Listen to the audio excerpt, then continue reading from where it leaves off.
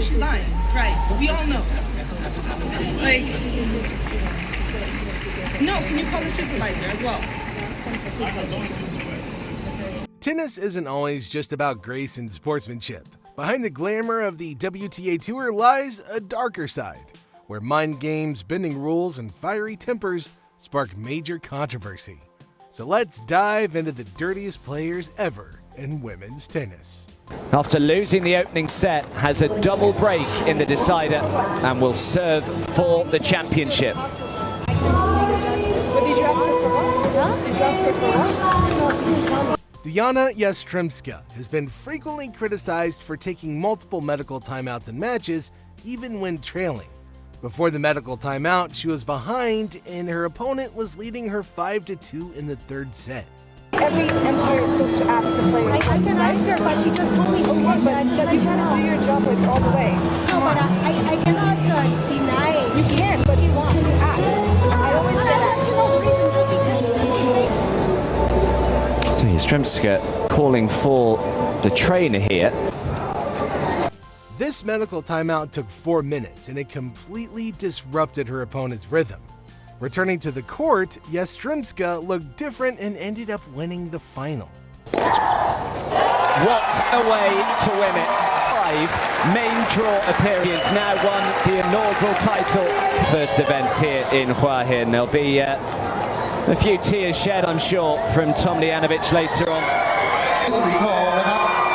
in Hong Kong in October last. But that same tactic didn't work on Wozniacki. At the 2020 Australian Open, she won 3 games in a row and led 5-4 in the second set, but was interrupted as usual for a medical timeout. Ladies and gentlemen, the physio has been called to court.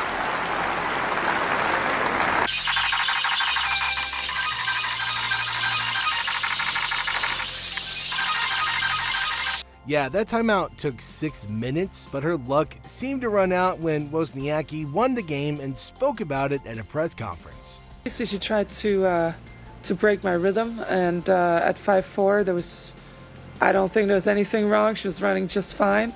So that's a trick that she's done before, and I knew that it was coming. So what are your thoughts? Is Yastremska a cheat or just smart in using the game rules to her own advantage? Oh, I thought it was good. Marissa Tor isn't sure. Normally when you kind of linger. Oh, no, it is. When a disrupted line call occurs on clay, the mark of the ball is the evidence. If a player purposely erases or tampers with marks or argues aggressively, it's pretty unsportsmanlike. In Budapest 2023, Marissa Toth did just this. She erased a ball mark.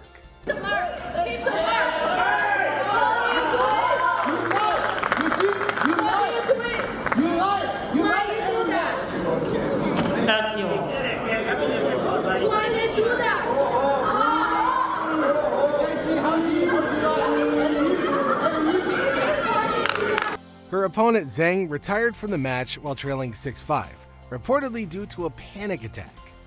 But if you think that was pretty bad, Toth then celebrated her victory by raising her arms, showing no remorse or regret for her action.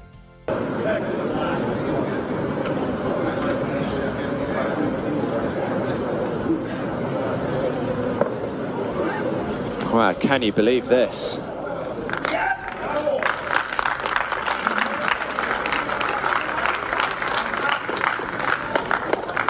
Can you believe this? Her actions were widely condemned by fellow players and commentators as unsportsmanlike. A lot of people called it disgusting and very bad sportsmanship and pathetic. She later issued an apology, stating that it wasn't her intention to disrespect or upset Zhang. I did not think that my first WTA success would cause such a big storm, and I'm extremely sorry for what happened. I respect Zhang Shuai as a person and just as much as an athlete. It was never my intention to disrespect, to upset, or to hurt anybody, let alone Zhang Shuai.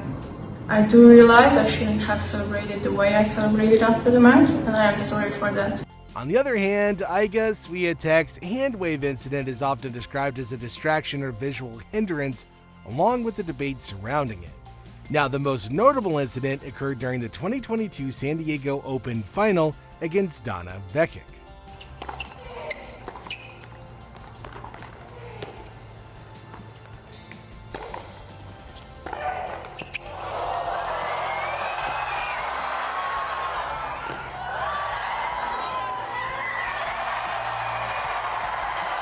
Just watch as she raises her hands.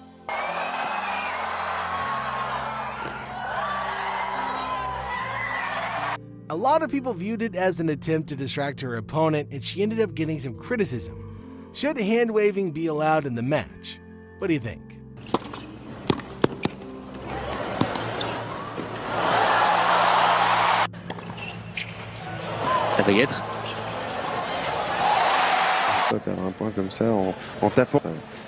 Okay, moving on to grunting. You guys know I was going to bring this one up again.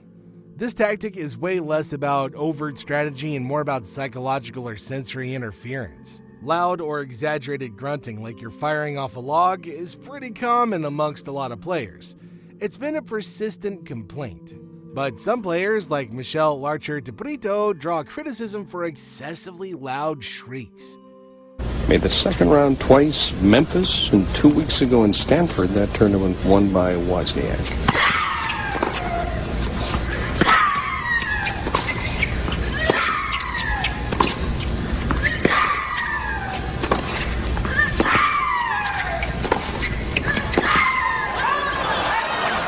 A lot of players have been accused of using medical timeouts or other allowed breaks, not just to treat injury, but to interrupt an opponent's momentum or reset the psychological balance. In Ostapenko versus Tomljanovic at Wimbledon 2021, Ostapenko, trailing badly in the third set, took a medical timeout.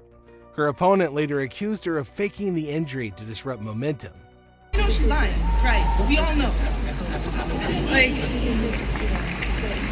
no, can you call the supervisor as well?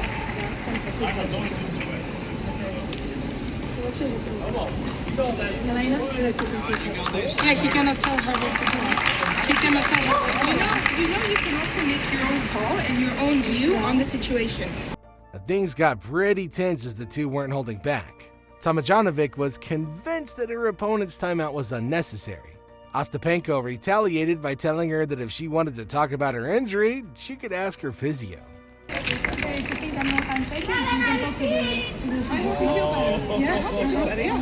Your behavior is terrible, terrible. You're the one. You have zero respect, yes? Honestly, you're the one to talk. What? You can have an injury.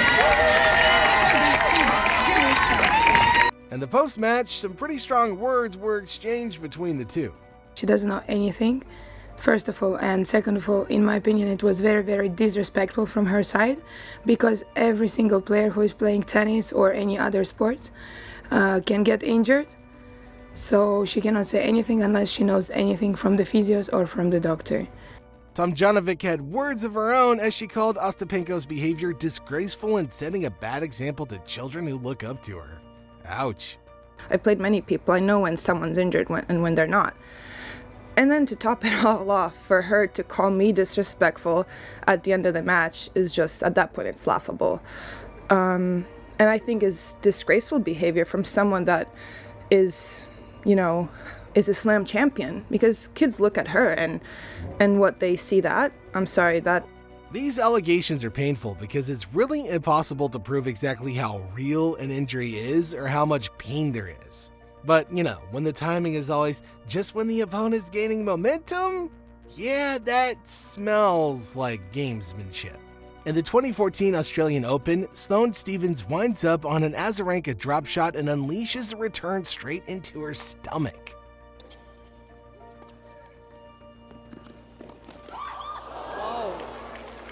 But yeah, it didn't end there. Azarenka attempted to return the favor a few shots later, but Stephens ducked it.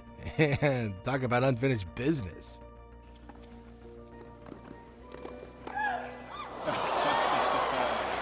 From scandalous tactics to on-court chaos, these WTA icons didn't just play the game, they shook it up. Controversial, cunning, and unapologetic, their stories blur the line between fierce competition and foul play. Tennis drama is unforgettable, and tennis itself might forgive, but fans, they never forget.